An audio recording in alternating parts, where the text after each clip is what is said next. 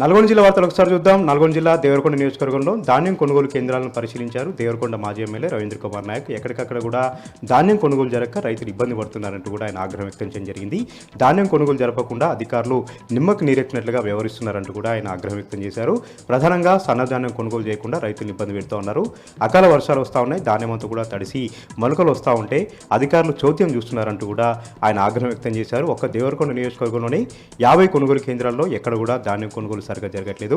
లారీల కొరత ఉంది, గన్నీబాగుల కొరత ఉంది, హమాలీలు రాకపోవడంతో ధాన్యం కొనుగోలు నిలిచిపోయాయని కూడా ఆయన ఆగ్రహం వ్యక్తం చేశారు. ఇప్పటికైనా సరే అధికారులు చర్య తీసుకొని వెంటనే ధాన్యం కొనుగోలు జరపాలంటూ కూడా రవీంద్ర కుమార్ ఈ సందర్భంగా డిమాండ్ చేశారు.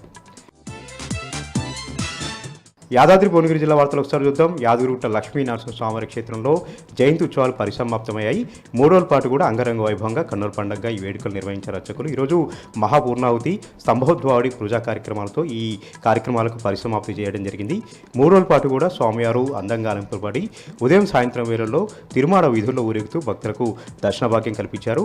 ఈ 3 రోజుల పాటు కూడా తిరుపవై కార్యక్రమాలతో స్వామివారి యొక్క జన్మ నక్షత్రం, అదేవిధంగా గిరి ప్రదర్శన కార్యక్రమాలతో యాదాద్రి ఆలయం అంతా కూడా ఆధ్యాత్మిక శోభ సంతరించుకుంది.